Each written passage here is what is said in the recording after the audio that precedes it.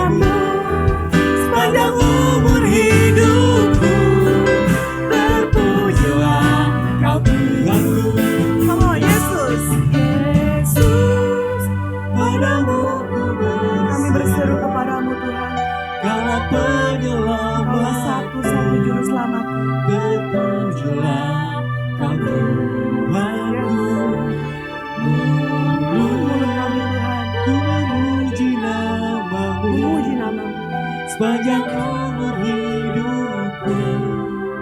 Terpujilah Kau Tuhanku di atas segalanya. Mari kita berdoa.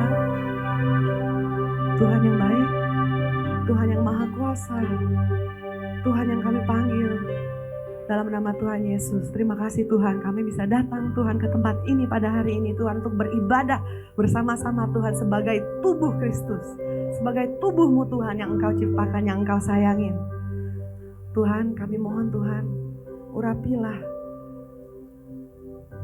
firman-Mu ya Bapa, urapilah semua yang melayani Tuhan, biarlah Engkau ditinggikan. Tuhan, urapilah jemaat-Mu ya Bapa, kiranya kami semua bisa diutus oleh-Mu Tuhan, menjadi pelayan-pelayan-Mu Tuhan, menjadi alat-alat-Mu Tuhan. Kami mau bertumbuh Tuhan di gereja ini.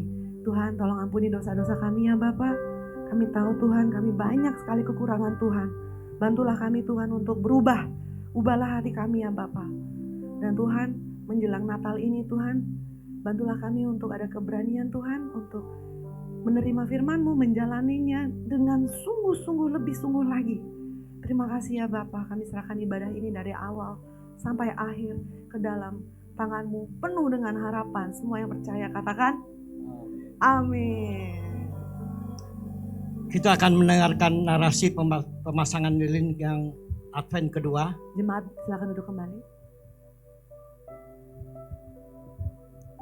Lilin kedua Advent adalah lilin iman. Iman yang ditunjukkan bahwa di tengah kesesakan akan datang seorang raja yang memberi kelegaan. Raja yang dijanjikan itu akan memberi pembebasan dari segala penindasan, penderitaan, dan perbudakan. Mari sambut datangnya sang raja seperti yang diberitakan Nabi Mika. Tetapi engkau, hai Bethlehem Efratah, hai yang terkecil di antara kaum-kaum Yehuda, daripadamu akan bangkit bagiku seorang yang akan memerintah Israel, yang permulaannya sudah sejak purbakala, sejak dahulu kala. Amin.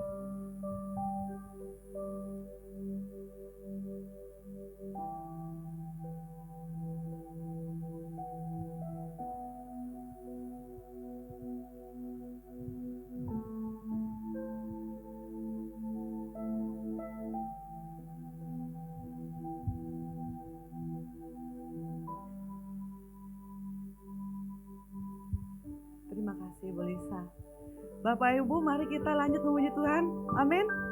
Yang bersemangat katakan amin. Amin. Yang bersemangat katakan amin. Amin. Silakan mari berdiri kembali. Kita akan kabarkan kabar baik ini dari gunung. Amin. Oke. Sama-sama dalam tepukan yang meriah sekali untuk Tuhan. Mari kita bersuka cita memuji Tuhan. Kabarkan dari gunung, bukit dan manapun juga. Kabarkan dari gunung, lahirnya Allah. Kabarkan dari gunung.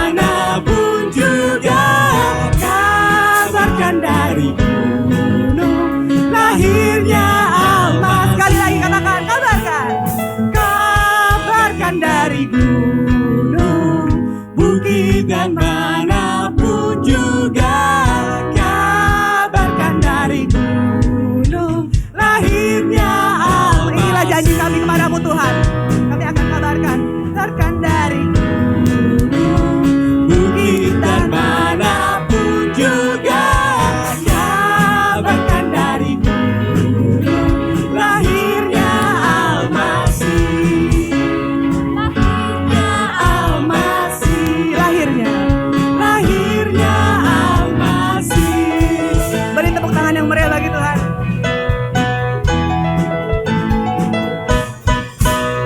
Mari kita lanjut memuji Tuhan karena Dia sudah lahir. Mari kita tinggikan Dia, kita junjung Dia setinggi-tinggi mungkin. Semua sama-sama katakan, be lifted higher. Come on church, worship. Higher, come on. Be lifted higher. Siapa namanya? Katakan Jesus.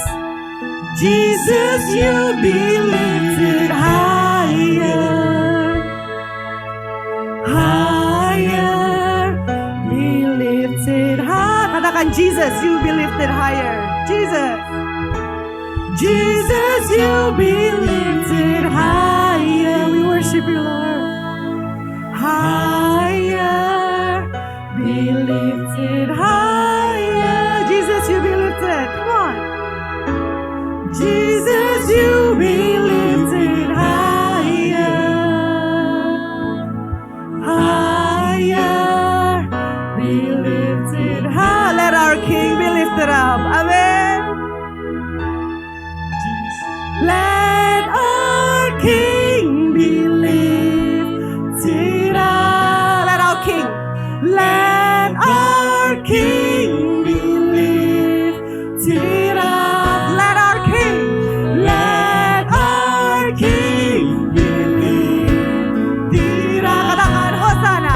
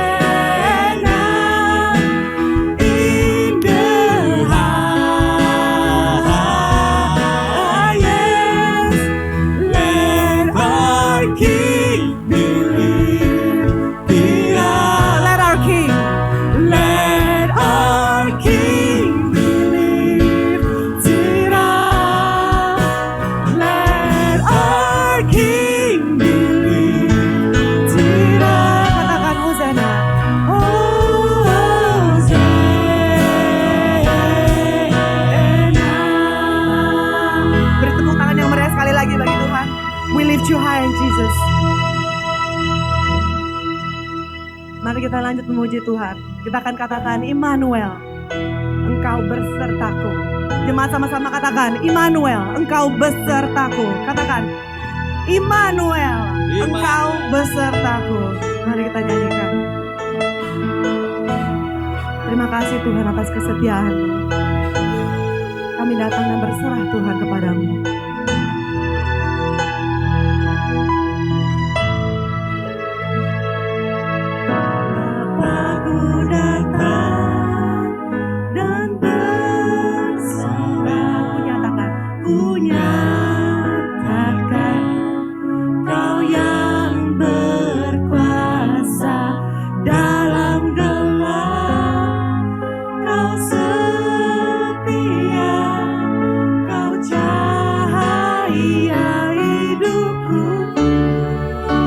Kuatkan aku bertahan.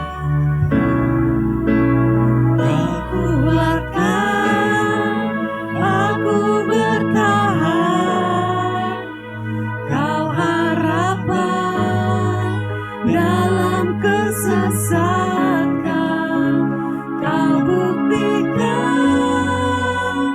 kesetiaan-Mu Tuhan. Engkau Allah Immanuel. Betul Tuhan, Kau selalu beserta. Engkau tidak pernah mengecewakan, Kau tidak pernah tinggalkan. Bapakku datang Tuhan untuk menyembah. Bapakku datang untuk menyembah. Ku nyatakan Kau yang berkuasa. Dalam lemah Kau sempurna. Kau sempurna, Kau cahaya Kau bagiku. cahaya bagiku. Kau kuatkan aku bertahan. Kau kuatkan aku bertahan. Kau harapan Kau harapan dalam kesesakan. Kau buktikan kesetiaan-Mu, Tuhan. Engkau Allah Immanuel. Kau kuatkan aku bertahan. Kau harapan dalam kesesakan.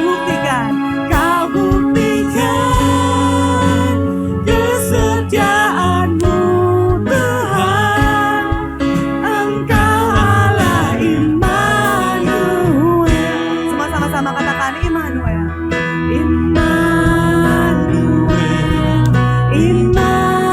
Immanuel, Engkau bersertaku.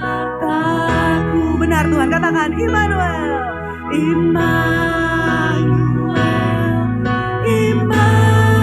Immanuel, Engkau Allah beserta. Kita akan berulang-ulang katakan Immanuel. Come on. Immanuel, Immanuel, Engkau beserta. Itulah nama dia. God is with us. Immanuel.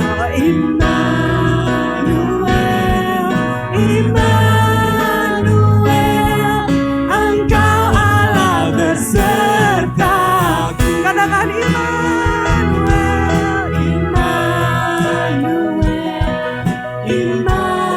Immanuel, Engkau besertaku.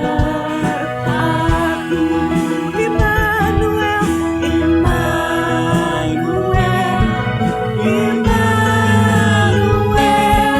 Engkau Allah beserta. Kau kuatkan. Kau kuatkan aku bertahan. Kau harapan dalam kesesakan. Kau buktikan kesetiaan-Mu, Tuhan. Engkau Allah Immanuel. Kau kuatkan. Kau kuatkan Aku bertahan Tuhan. aku bertahan. Karena Engkau yang memberi kekuatan Yesus. Kau harapan Kaulah satu-satunya harapan. dalam kesesakan. Kau buktikan kesetiaan-Mu, Tuhan. Engkau Allah Immanuel. Sama-sama katakan. Kau kuatkan aku bertahan. Aku bertahan Tuhan.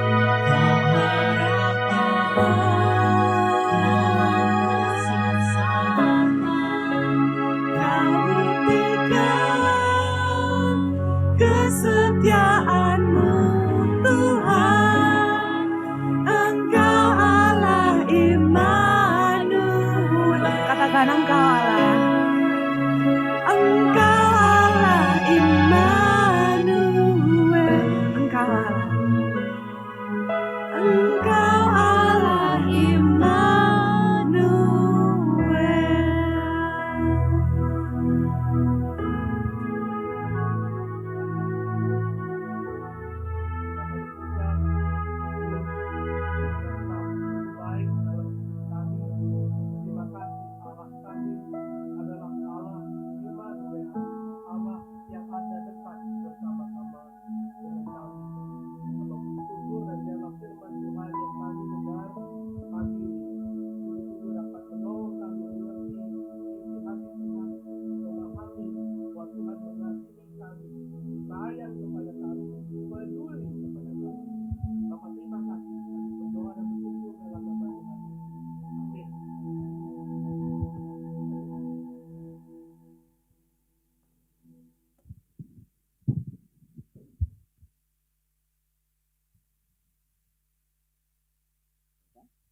Halo?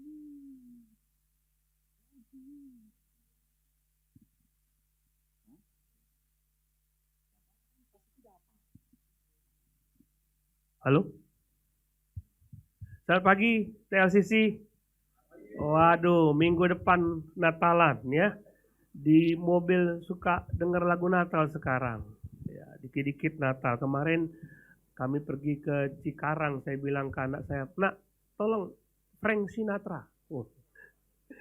Nah, saya suka Frank Sinatra. Lalu disetelah Frank Sinatra.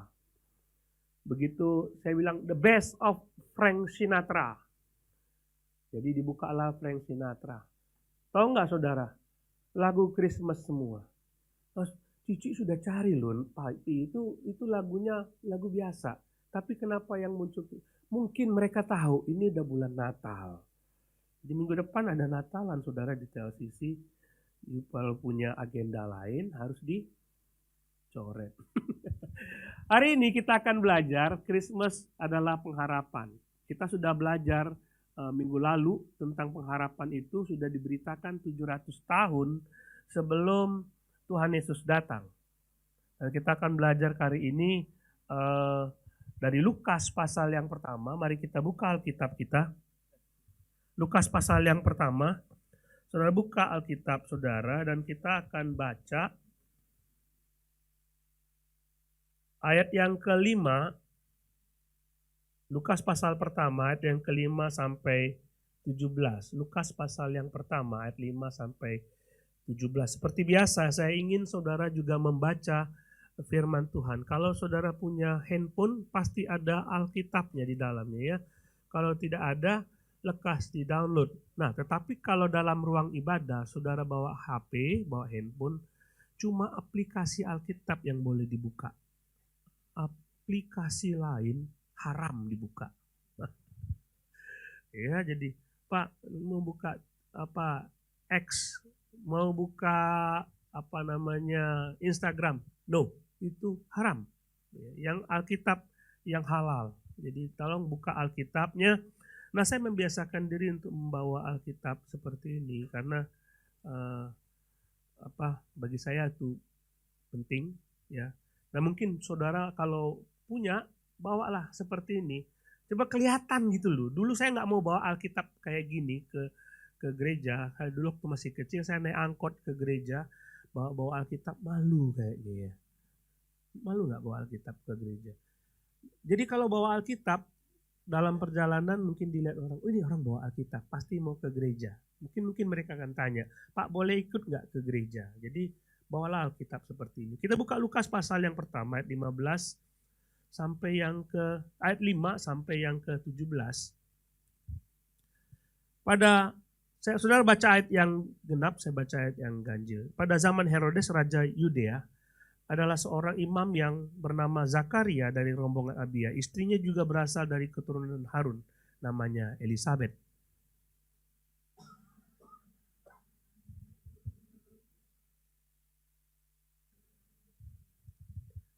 Tetapi mereka tidak mempunyai anak sebab Elisabet mandul dan keduanya telah lanjut umur.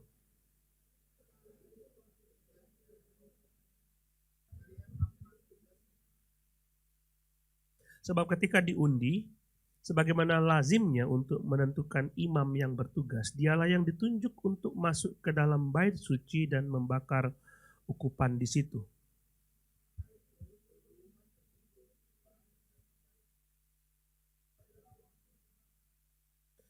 Maka tampaklah kepada Zakaria seorang malaikat Tuhan berdiri di sebelah kanan mezbah pembakaran ukupan. Tetapi malaikat itu berkata kepadanya, jangan takut hai Zakaria, sebab doamu telah dikabulkan dan Elisabet istrimu akan melahirkan seorang anak laki-laki bagimu dan haruslah engkau menamai dia Yohanes.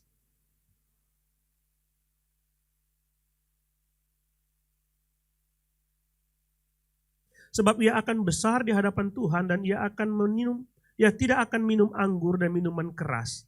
Dan ia akan penuh dengan Roh Kudus mulai dari rahim ibunya.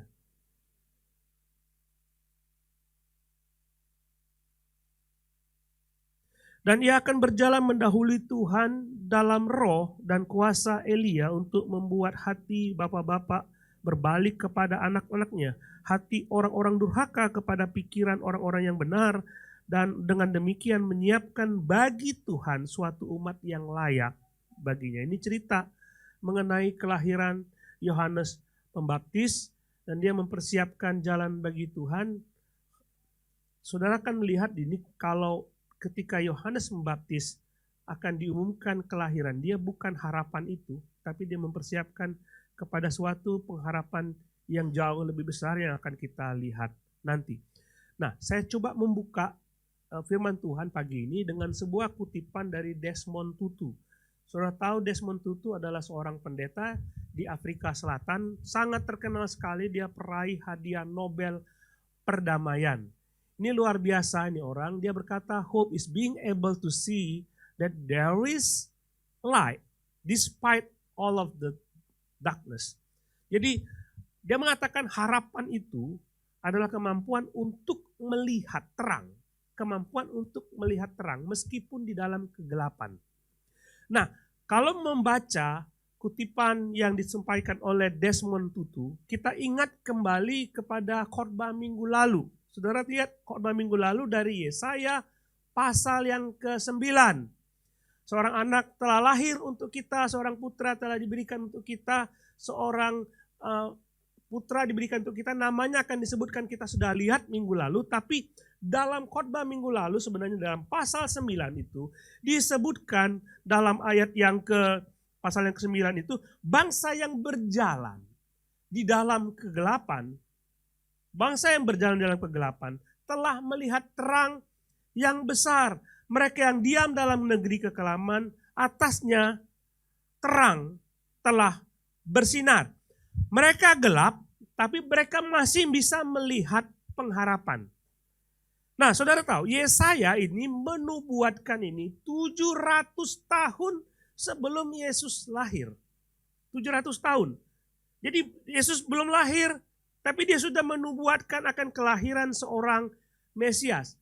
Bahkan dia menubuatkan ada bangsa-bangsa yang berjalan di dalam kegelapan. Dan melihat bahwa dia mencontohkan bangsa Israel sendiri dibuang ke negeri Babel, dan dia menubuatkan itu. Jadi Yesaya hidup sebelum Yehuda dibuang ke Babel. Perhatikan ini. Dia hidup sebelum Yehuda dibuang ke Babel. Tapi dia menubuatkan bangsa Yehuda ini akan dibuang ke Babel. Dibilang begitu, bangsa ini akan dibuang ke Babel. Dan setelah itu dia ngomong begini, nanti kamu lihat, nanti seorang anak telah lahir untuk kita, seorang putra diberikan untuk kita. Ketika mereka dibuang ke Babel itu, dia bilang, waktu kamu dibuang ke Babel, jangan putus asa, karena kamu sebagai bangsa yang berada dalam kegelapan itu, kamu akan melihat terang yang besar. Artinya kamu akan melihat pengharapan. Luar biasa firman Tuhan. Sebelum segala sesuatu terjadi, dia menubuatkan hal itu. Nah, jadi apa yang dikatakan oleh Yesaya, bahwa bangsa yang berjalan dalam negeri kegelapan akan melihat terang yang besar. Dan setelah bangsa Israel dibuang ke Babel, mereka ingat kata-kata itu. Kapan ini akan terjadi? Kapan ini akan terjadi? Mereka berada di dalam sebuah situasi yang tidak nyaman bagi mereka. Hal yang tidak enak. Mereka waktu dibuang ke Babel, coba lihat saudara, Mazmur pasal 137.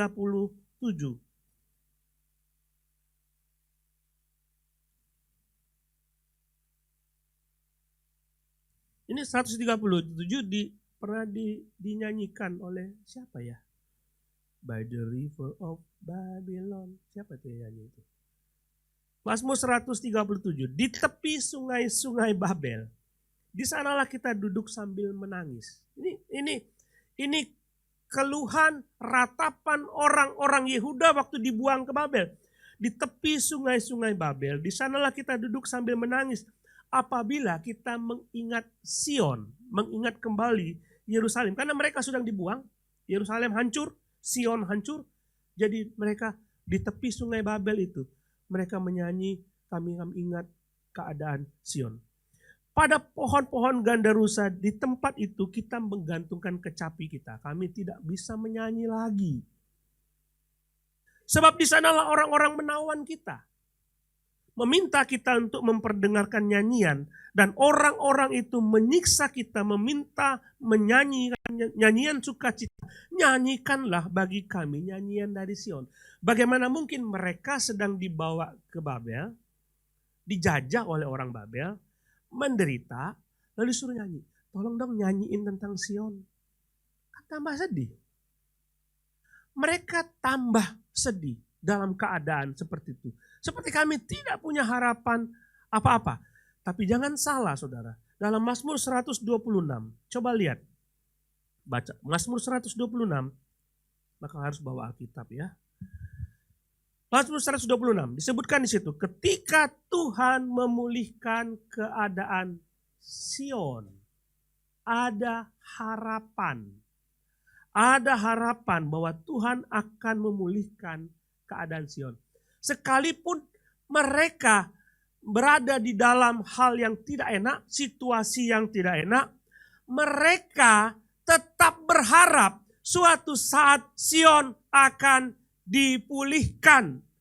Keadaan kita seperti orang yang bermimpi pada waktu itu. Mulut kita penuh dengan tawa. Sekarang mungkin tidak, tapi nanti kami penuh dengan tawa.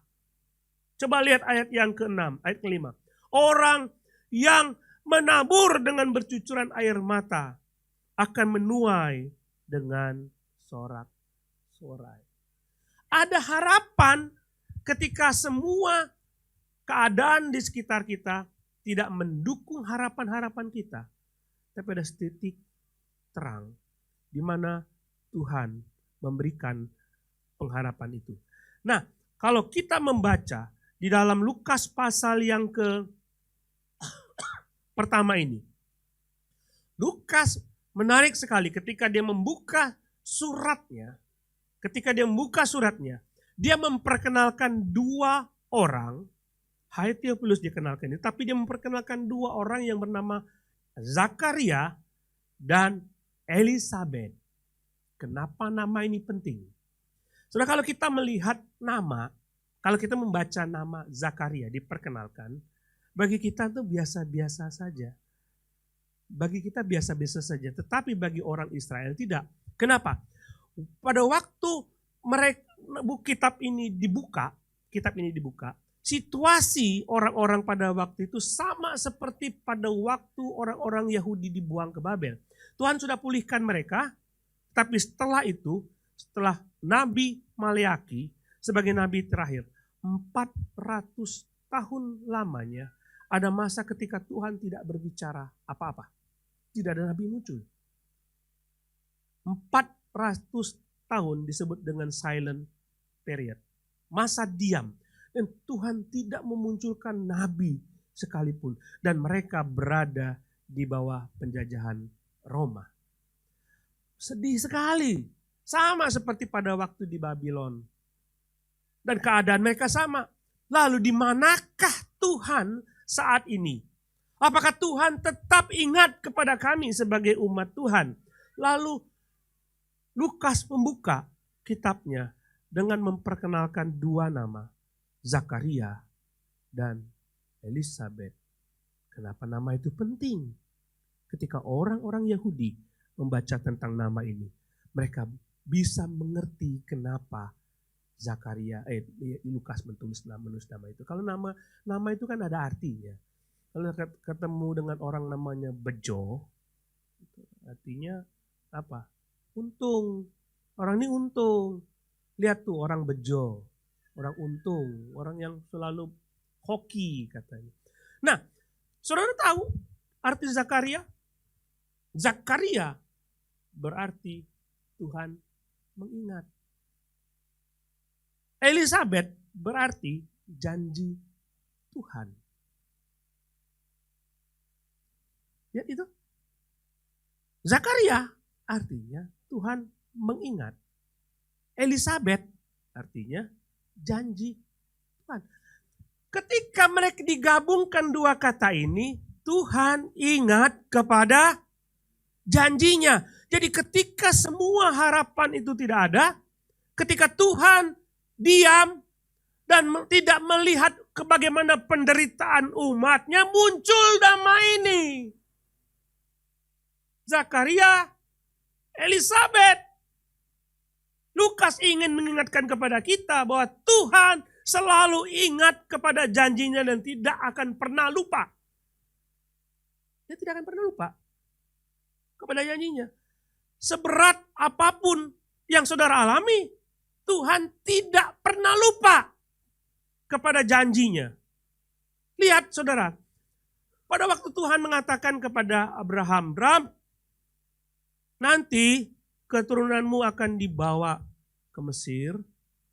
Nanti 400 tahun kemudian aku akan balik, bawa dia kembali. Ingat janjiku. 400 tahun balik. Dibalik ke tanah Kanaan. Ingat janjiku. Aku tidak akan pernah lupa kepada janjiku bahwa bangsa ini akan kembali ke tanah Kanaan.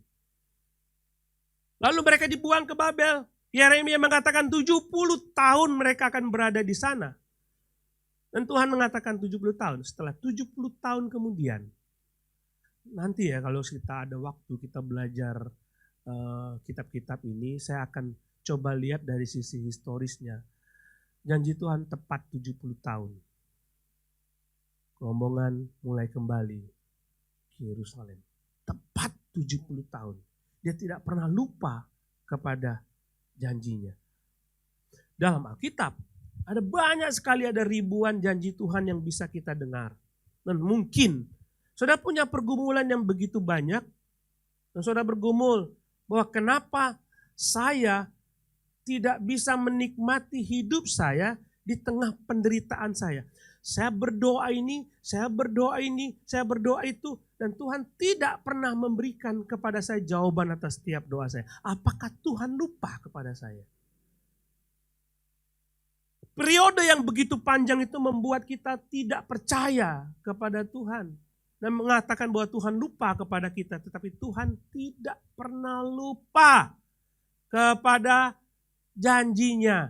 Dia selalu ingat kepada janjinya. Apapun yang saudara alami, persoalan apapun sekitar saudara mungkin tidak baik keadaannya, Tuhan tidak pernah lupa sekalipun saudara harus menunggu lama. Saya senang sekali ngomong ini karena bertahun-tahun saya berdoa untuk papa saya. Pada waktu saya percaya kepada Kristus, saya berdoa kepada Tuhan dan Tuhan bilang, kamu dan seisi rumahmu akan percaya kepada Tuhan. Saya pegang terus itu. Saya doain terus, saya pegang terus. Ini janjimu ya Tuhan. Papa mamaku percaya kepada Yesus. Padahal waktu saya percaya kepada Yesus, saya dimarahin, saya ditegur, saya diusir. Tapi ini janjimu ya Tuhan. Saya pegang terus. Saya berdoa. 10 tahun, 15 tahun, 20 tahun. Saya berdoa. Tidak ada realisasi dari janji itu. Tidak ada realisasi. Dan setelah saya berdoa, saya pikir, Tuhan masih ingatkah engkau kepada janjimu bahwa orang tua aku akan diselamatkan? Sudah tahu berapa lama saya berdoa? 30 tahun saya berdoa. Hampir 30 tahun. Papa terima Yesus. Minggu lalu seorang pendeta kirim WA ke saya. Kirim gambar. Pak pendeta kenal dengan wanita ini. Saya pikir itu adik saya. Terus, tapi kok kenapa ada di Lampung ya? Saya tanya, ini siapa? Kami lagi ada di Bandung. Oh benar itu adik saya. Dan saya ingat adik saya belum percaya Yesus. Ini ada pendeta, 2 orang pendeta deketin dia di Bandung. Tolong layani. Saya bilang, siap. Kami bertiga siap melayani ibu ini bersama dengan Waktu mereka ngomong gitu, saya jadi ingat. Kamu dan seisi rumahmu akan percaya kepada Yesus. Saya ingat, Tuhan tidak pernah lupa kepada janjinya. Tidak pernah lupa. Saya baca seberapa banyak janji Tuhan dalam Alkitab buat saudara itu, dia tidak akan pernah lupa satu kata pun. Dia tidak akan pernah lupa. Baik, kita teruskan. Tapi sulit sekali ya bagi kita untuk mempercayai sesuatu ketika berada di dalam tekanan. Ketika kita melihat sekeliling kita tidak bagus, tidak nyata, tidak sesuai dengan harapan kita, bagaimana mungkin ini bisa terjadi? Sesuatu yang impossible akan terjadi. Kita lihat fakta tentang Zakaria dan Elizabeth. Pada zaman Herodes, Raja Yudea, ada seorang imam yang bernama Zakaria dari rombongan Abia. Istrinya juga berasal dari keturunan Harun. Lihat, dua-dua keturunan Harun. Dua-dua ini luar biasa, namanya Elizabeth. Keduanya adalah benar. Firman Tuhan mengatakan mereka ini benar di hadapan Allah, hidup menurut segala perintah dan ketetapan Tuhan dengan tidak bercacat. Artinya mereka mentaati hukum Taurat, mereka tidak punya anak. Dari sini kita melihat fakta bahwa mereka adalah keturunan Harun, imam yang bertugas. Mereka benar, mereka dari kelompok Abia. Kalau saudara buka dari 1 Tawarik pasal 24, Daud mengatur rombongan imam yang begitu banyak, diatur dalam 24 kelompok. Dalam 24 kelompok. 24 kelompok itu terus dipakai hingga pada zaman Zakaria. Terus dipakai. Dan Zakaria termasuk rombongan Abia. Dan saudara tahu kelompok ini, imam-imam ini dari zaman Daud sampai zaman Zakaria itu kan mereka punya anak. Dan jumlahnya terus bertambah. Diperkirakan kelompok ini semua rombongan itu 24.000 orang banyaknya. Nah, kita lihat dulu tentang Zakaria ini. Dia tidak punya anak, sudah tua, lanjut usianya. Kata yang sama itu dipakai untuk Hana. Nanti Yesus dibawa ke Hana di bait Allah. Hana menggendong bayi Yesus dan Alkitab mengatakan Hana ini lanjut usianya dan firman Tuhan mengatakan 80 tahun. 80 tahun. Kata yang sama, kata tua yang sama dikenakan kepada Elizabeth. Jadi mereka tidak punya anak. Mereka tidak punya anak. Mereka tidak punya. Jadi fakta ini kan kita lihat bahwa kalau seorang tidak punya anak, ada stigma dari orang lain bahwa ini tidak akan diberkati oleh Tuhan. Zakaria tidak akan diberkati oleh Tuhan. Pasti ada suatu dosa yang kalian lakukan berdua sehingga kalian tidak punya anak. Sudah pikir tentang Zakaria dan Elizabeth berada dalam lingkungan seperti itu. Apakah Tuhan akan memulihkan keadaanku, kehormatanku? Apakah benar aku tidak layak di hadapan Tuhan? Tapi dari sekian banyak anggapan-anggapan seperti itu, saudara lihat, ketika diundi, nama Zakaria muncul.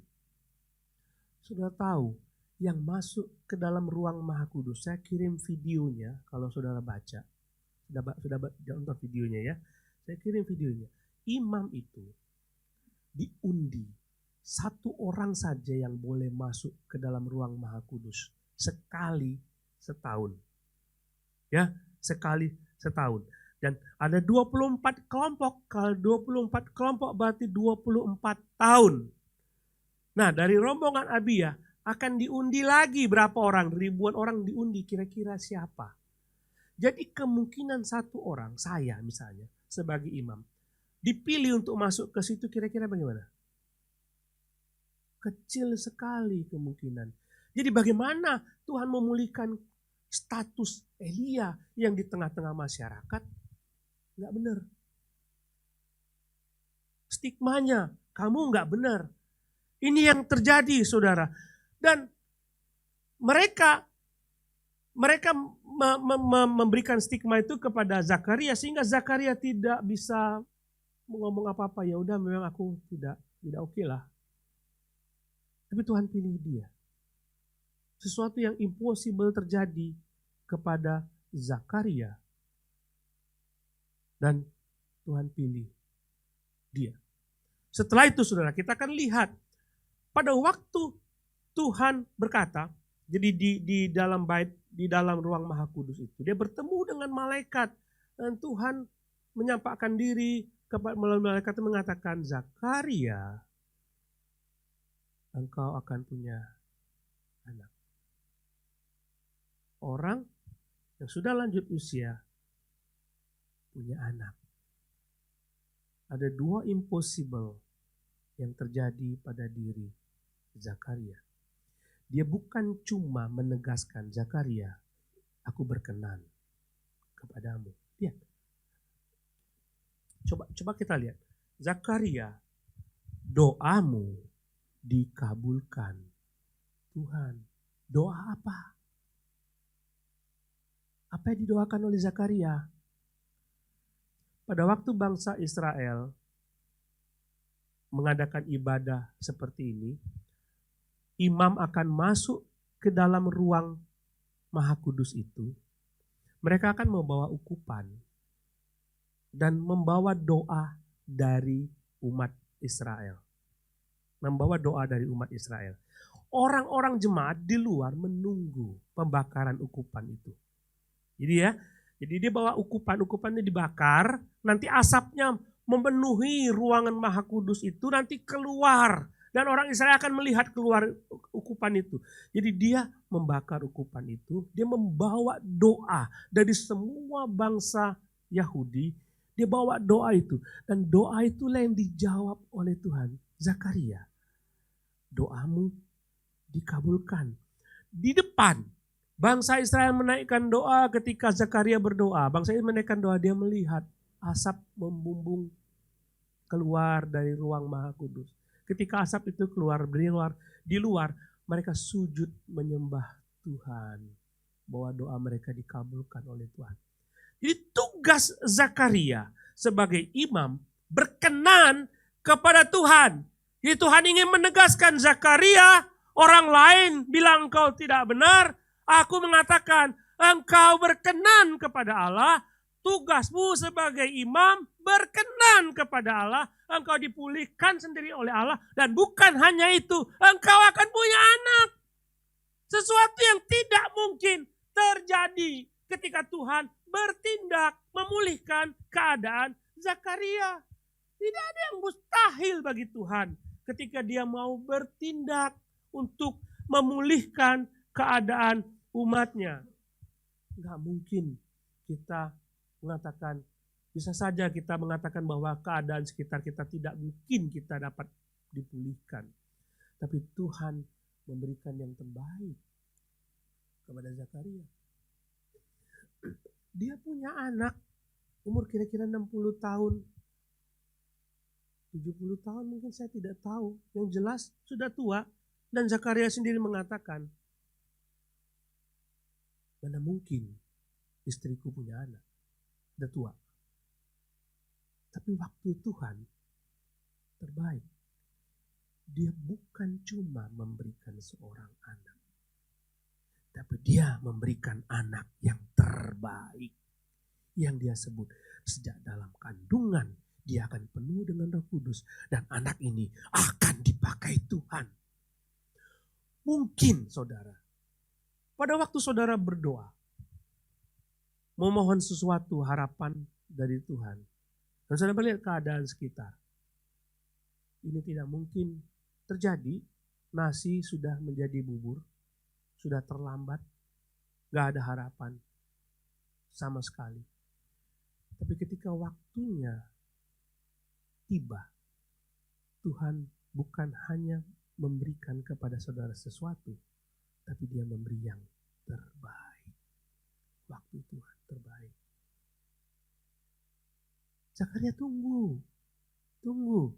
Belum saatnya. Tunggu, ketika anak itu, Mesias itu akan lahir, baru aku akan memberikan ini kepadamu, anak ini. Kalau Zakaria minta dulu-dulu punya anak, bukan anaknya yang akan mempersiapkan jalan buat Tuhan, tapi anak orang lain. Luar biasa, saudara. Mungkin sekian lama saudara menunggu waktu Tuhan. Tunggu, Tuhan masih menyimpan yang terbaik buat saudara. Tunggu. Tidak ada yang mustahil bagi Tuhan. Tidak ada yang mustahil. Harapan itu masih ada. Harapan itu masih ada. Terus kita akan coba lihat apa respons Zakaria. Lalu Zakaria ayat 18. Lalu kata Zakaria kepada malaikat itu, bagaimanakah aku tahu bahwa hal ini akan terjadi? Sebab aku sudah tua dan istriku sudah lanjut umurnya.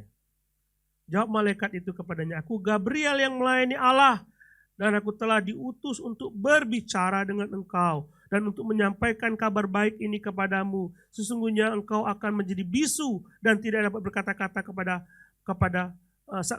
sampai kepada hari di mana semuanya ini akan terjadi, karena engkau tidak percaya akan perkataan yang akan nyata kebenarannya pada waktunya.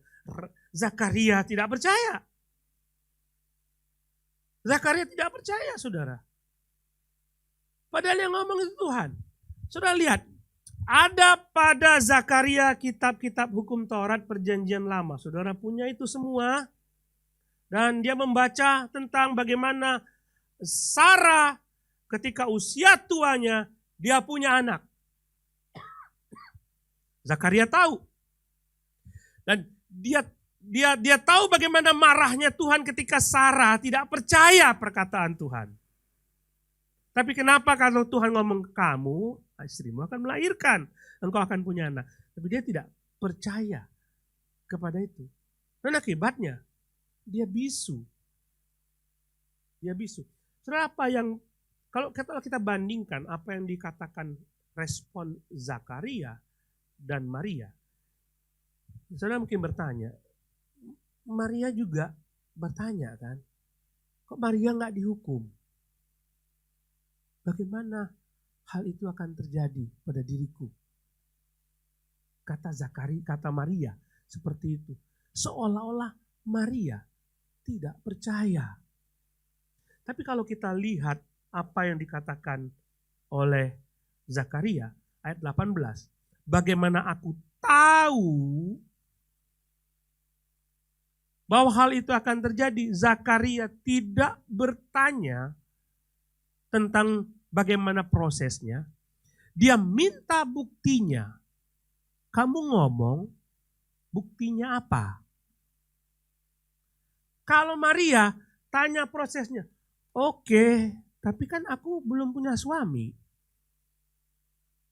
Aku belum punya suami.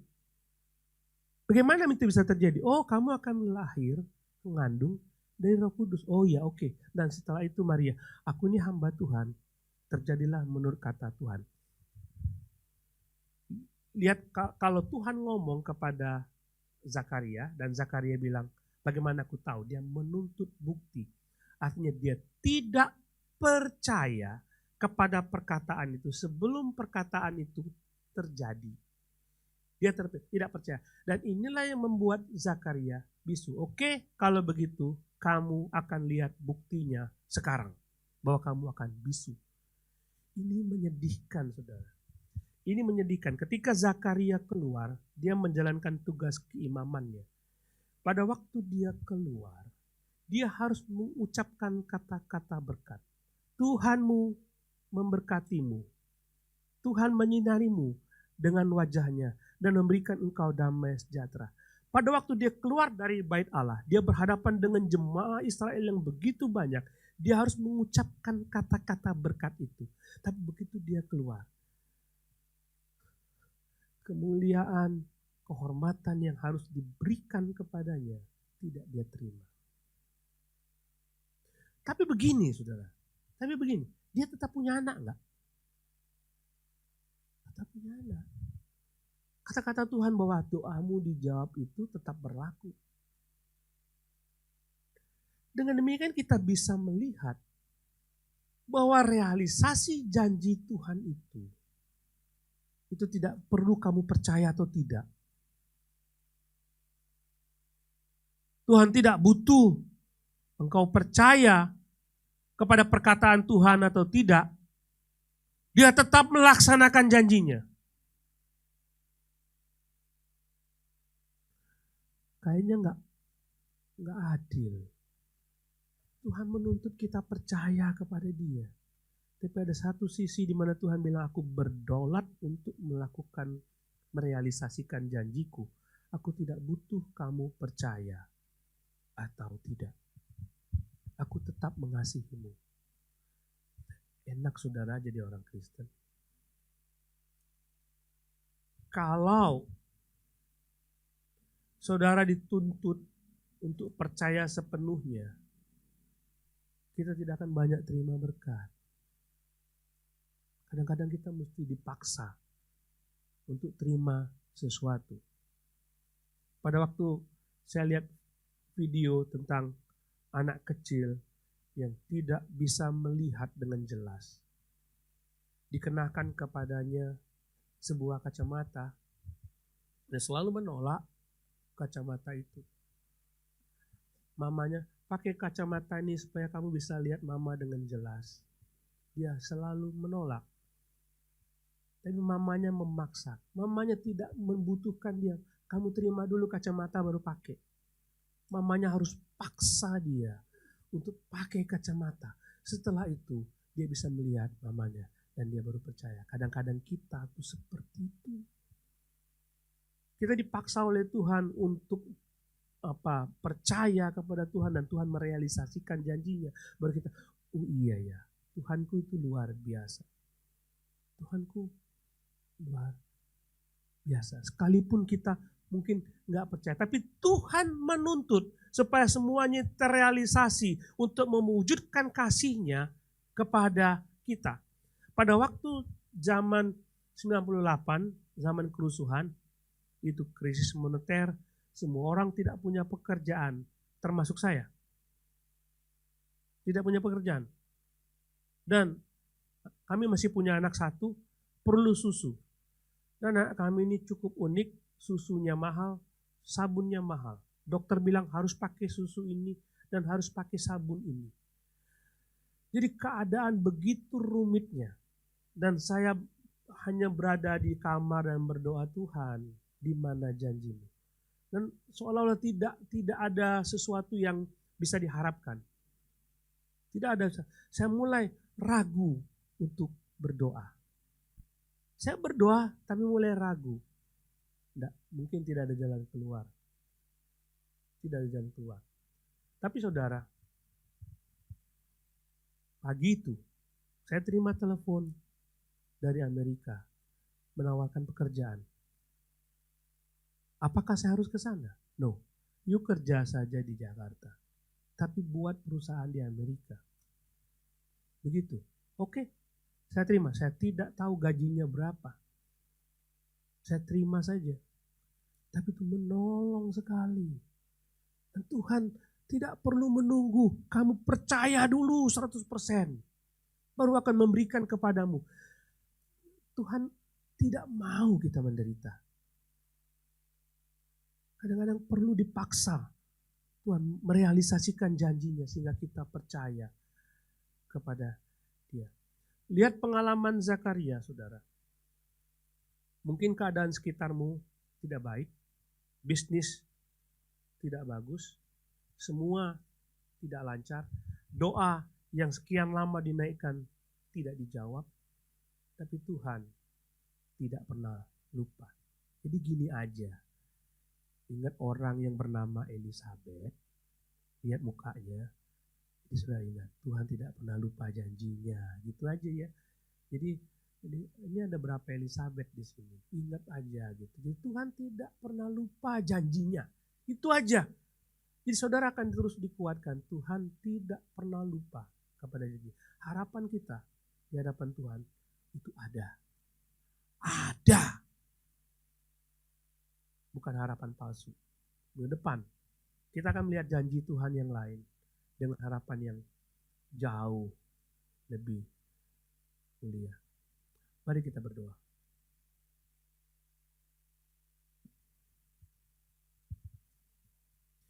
Saudara, saya akan mengajak saudara berdoa. Pasti ada pergumulan yang saudara hadapi. Saya tidak tahu itu apa.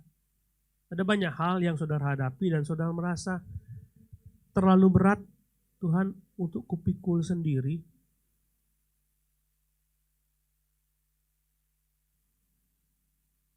Terlalu berat.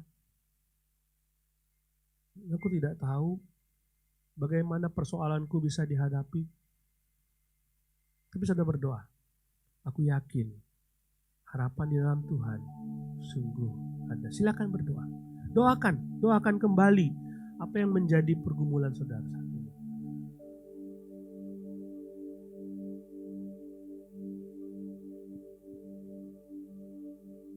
Bapa, kami bersyukur kepada Tuhan. Pengalaman Zakaria dan Elizabeth sungguh menolong kami untuk melihat bahwa pengharapan di dalam Tuhan sungguh ada.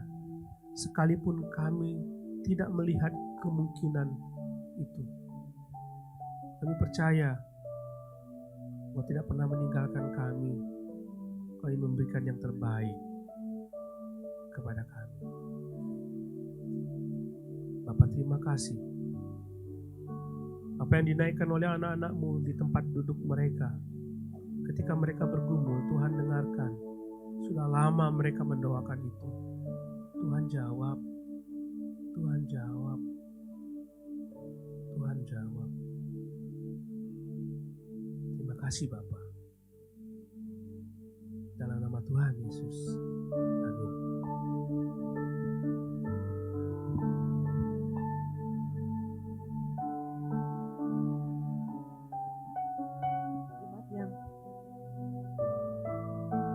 Jemaat yang siap terima janji Tuhan, angkat tangannya.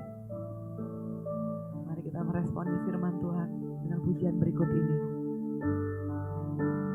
Bukan dengan kekuatan, Bukan dengan kekuatanku, ku dapat jalani hidupku betul Tuhan. tanpa Tuhan yang di sampingku. Ku tak mampu sendiri, Yesus. Engkaulah kuatku yang menopangku. Ku pandang wajah-Mu dan berseru, pertolonganku datang dari-Mu. Peganglah tanganku, jangan lepaskan. Kaulah harapan dalam hidupku. Saya undang Bapak Ibu untuk bangkit berdiri. Mari kita naikkan pujian ini sekali lagi dari awal sampai akhir. Bukan dengan kekuatanku, ku dapat jalani hidupku Betul Tuhan. tanpa Tuhan yang di sampingku. Ku tak mampu sendiri.